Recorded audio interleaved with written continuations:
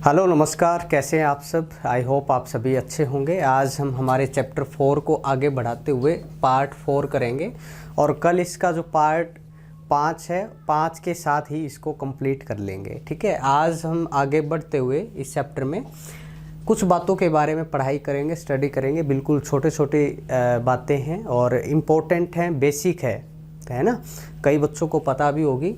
तो सबसे पहले हम देखते हैं कि हड़प्पा सभ्यता के अंदर राजनीतिक संगठन थे कि नहीं, राजनीतिक प्रणाली कैसी थी। उसके बाद हम धार्मिक प्रथाएं कि वो लोग भी पूजा पाठ में विश्वास करते थे या नहीं करते थे, इन बातों का हम पता करेंगे। और तीसरी बात जो है, सिंधु घाटी के पुरुष देवता, काफ़ी सारी आप सभी को पता है, काफ़ी सारी सील, ठीक है, मोहरें हमें प्राप्त होती हैं।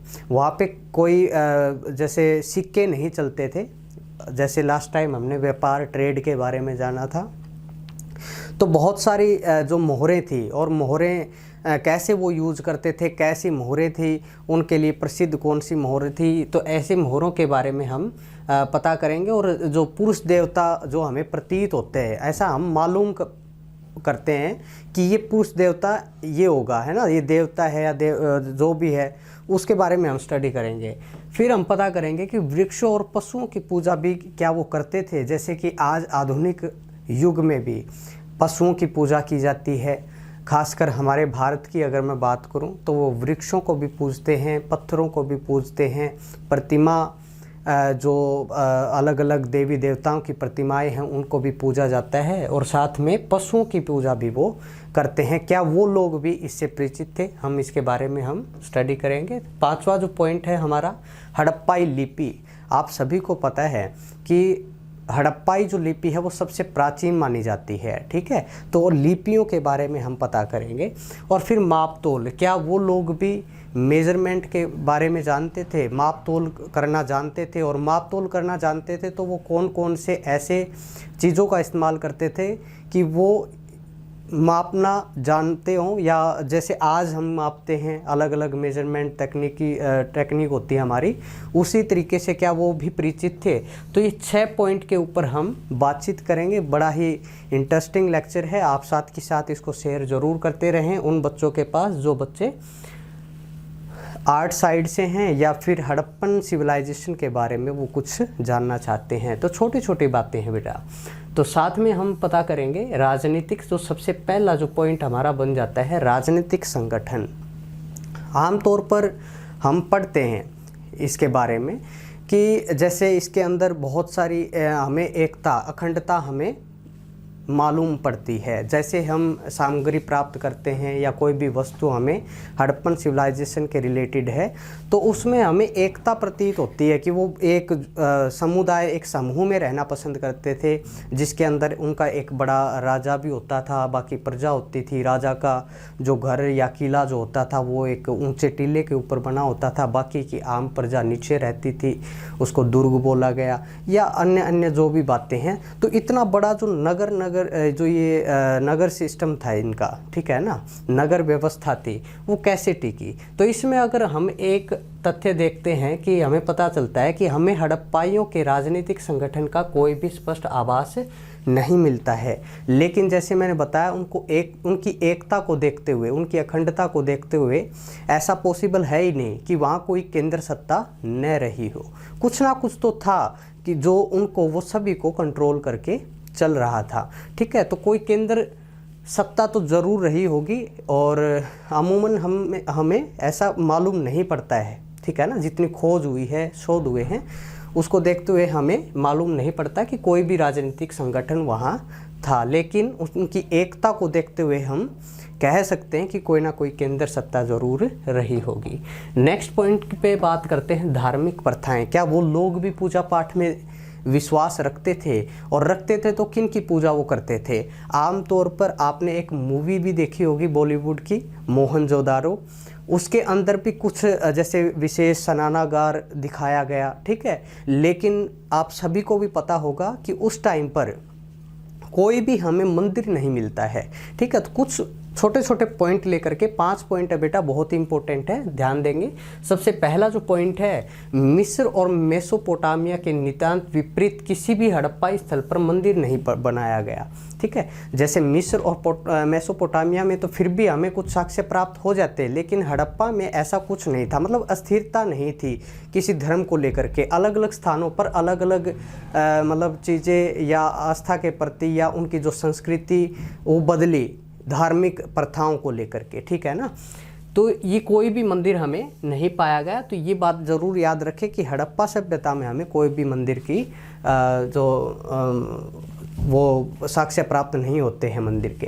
किसी प्रकार का कोई भी धार्मिक भवन नहीं मिला।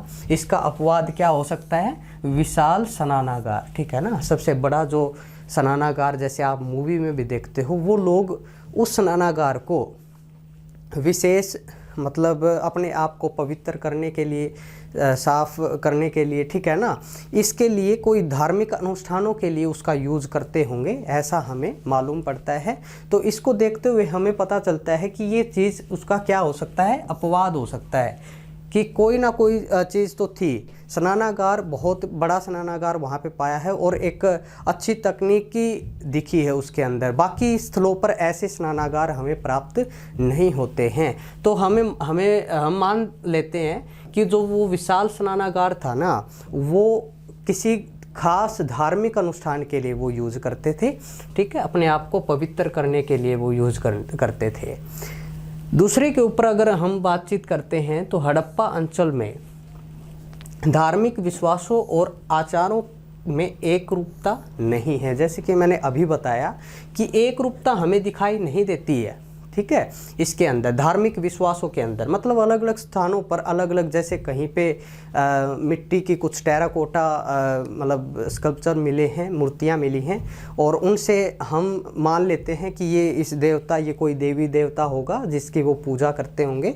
तो अलग अलग चीज़ें हम मान लेते हैं, लेकिन एक रूपता नहीं है इस हड़प्पा अंचल के अंदर। ठीक है, तीसरा जो पॉइंट हम देखते हैं, हड़प्पाई अवस्था में गुजरात के लोथल, जो लोथल स्थान है ना, जैसे मैंने शुरुआत की वीडियो में बताया था 15 स्थान है बेटा ये, तो जिसमें से एक लोथल था। लोथल वो स्थल है जहाँ जो आज हमारे गुजरात राज्य में है, उसमें अग्नि पूजा की परंपरा चली। ठीक है ना, शायद अग्नि पूजा की परंपरा चली, वो किसी मूर्ति की पूजा या कोई भी मंदिर या उनके पास कोई विशाल स्नानागार ऐसी चीज़ नहीं मिली, लेकिन शायद हमें मालूम पड़ता है कि वो अग्नि पूजा करते होंगे। ठीक है ना, ये एग्जैक्ट हमें नहीं पता, ये हमें बस खाली कुछ साक्ष्य देख करके हम कल्पना कर रहे हैं कि ऐसा हुआ होगा। ठीक है, हड़प्पा में पकी मिट्टी की स्त्री, जिसको हम टेराकोटा बोलते बेटा, मूर्तिकाएं भारी संख्या में प्राप्त हुई है। कोई एक या दो नहीं, बहुत सारी मात्रा में हमें किसी एक लेडी की पकी हुई मिट्टी की मूर्ति मिली है, जिससे हम पता लगाते हैं या हमें मालूम पड़ता है कि ये कोई देवी देवता ज़रूर रहा होगा जिसकी वो प्रतिमाएं बनाते थे और उसको पूजा जाता था।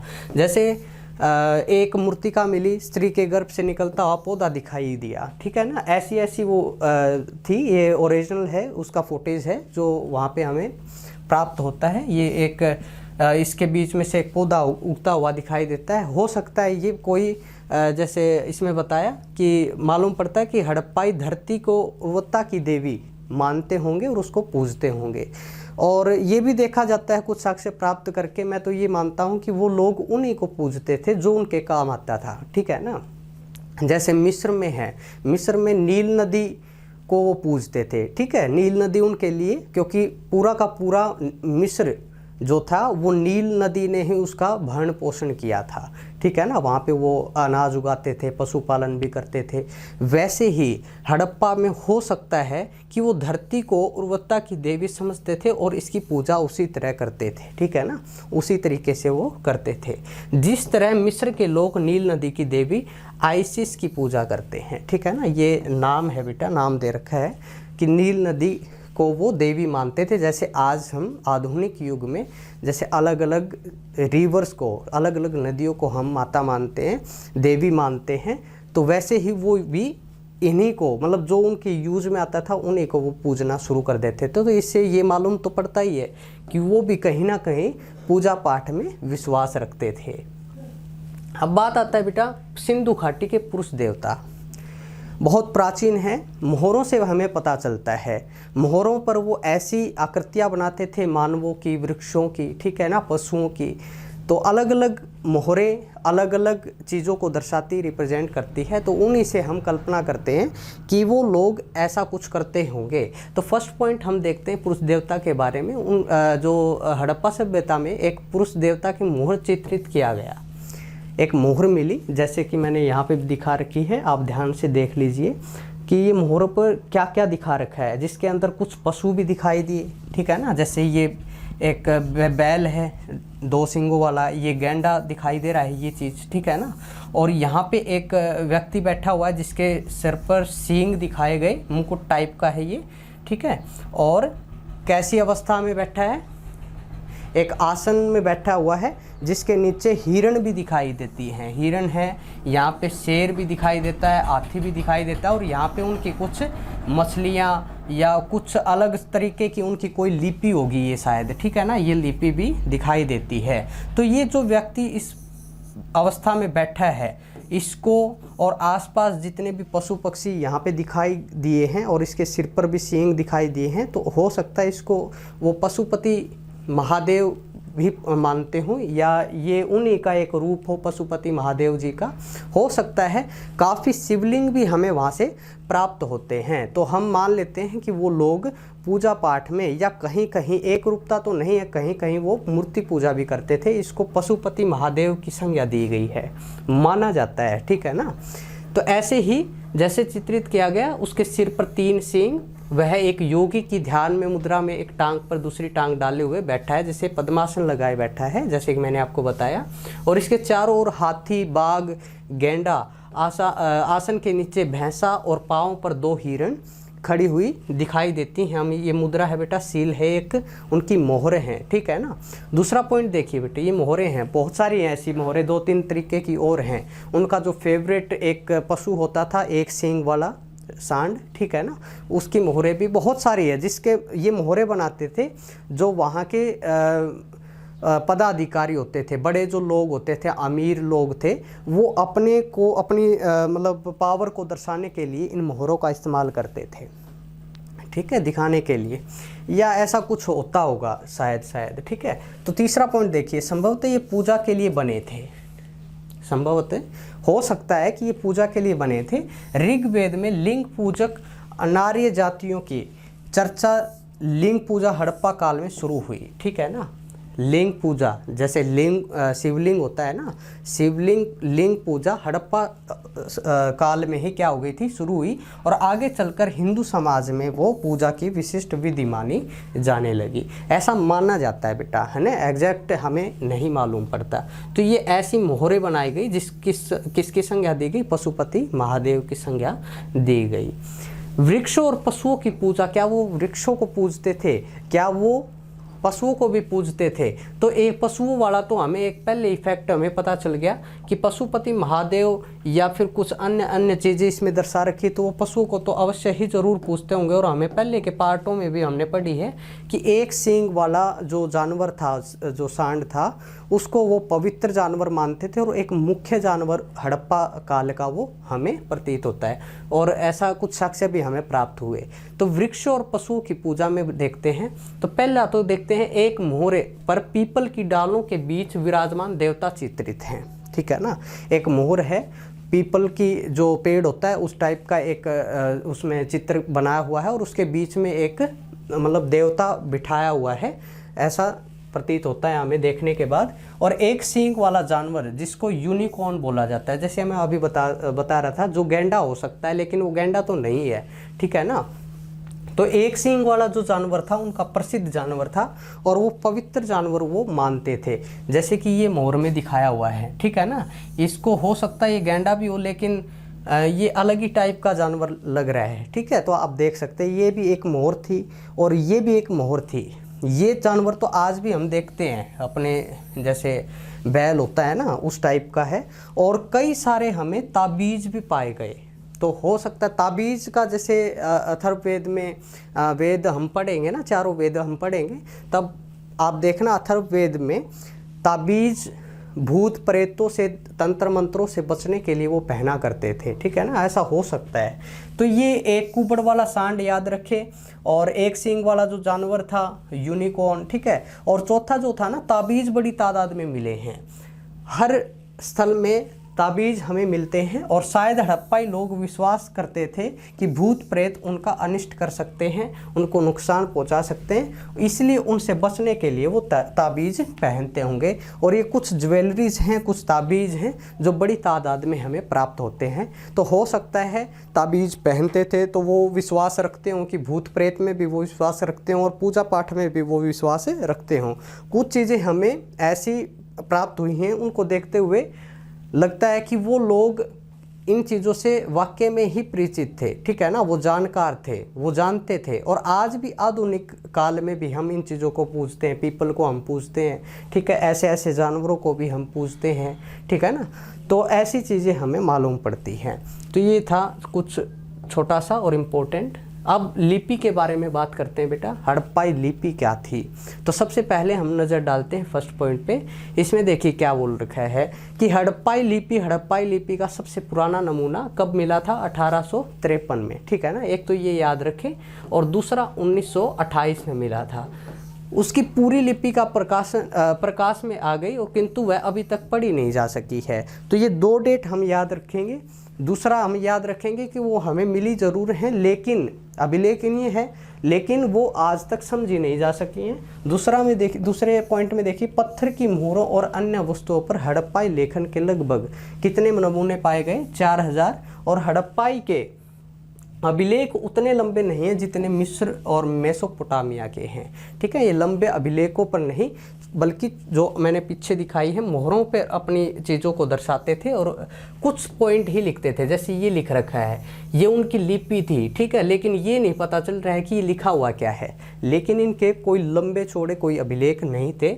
वो हर एक चीज़ पर या अपनी मोहरों पर क्या करते थे, 4 या 5 ऐसी शब्द लिखते थे, है ना। तो वो हम समझ नहीं पा रहे हैं, लेकिन ऐसे 4000 नमूने हमें प्राप्त हो जाते हैं। तीसरा पॉइंट देखिए बेटा, इस लिपि में कुल मिलाकर 250 से 400 तक चित्राक्षर हैं। चित्राक्षर मतलब कोई अक्षर नहीं, मतलब चित्रों के माध्यम से वो लिखते थे या समझते थे, कोई भाव था, ठीक है ना, भाव से या देख करके वो करते थे। लिखा अक्षर किसी ध्वनि, ठीक है ना, ये 3 चीज़ों को वो दर्शाता है, भाव या कोई वस्तु, इनको दर्शाते थे। कोई लंबा चौड़ा लेख नहीं करते थे, वो चित्रात्मक ज़्यादा था, ठीक है ना, यही बात समझते हैं।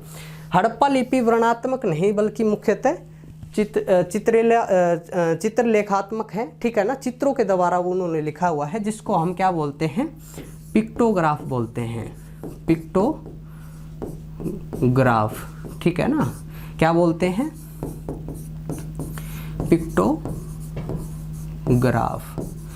पिक्टोग्राफ बोलते हैं। तो कोई लिखने की प्रक्रिया उनकी बहुत कम थी, लेकिन बहुत सारी मोहरों पर चित्र के द्वारा वो किसी भाव, वस्तु या किसी ध्वनि को वो दर्शाते थे। तो यही इनकी लिपि है और सबसे प्राचीन लिपि इसी को माना जाता है। बहुत ही इंपॉर्टेंट पॉइंट आ जाता है बेटा। और 3 ही पॉइंट है जो आपको लिपि के लिए याद रखना है, ठीक है ना। एक तो ये याद रखना, वर्णात्मक नहीं थे बल्कि क्या थे, चित्रलेखात्मक थे, ठीक है ना, चित्र बनाते थे वो, चित्रों के द्वारा अपनी वस्तु, भाव, ध्वनि को वो समझाते थे। लास्ट पॉइंट आ जाता है बेटा, माप तोल। क्या ये लोग भी किसी चीज़ का मेजरमेंट करते थे, ठीक है, क्या वो माप तोल जानते थे?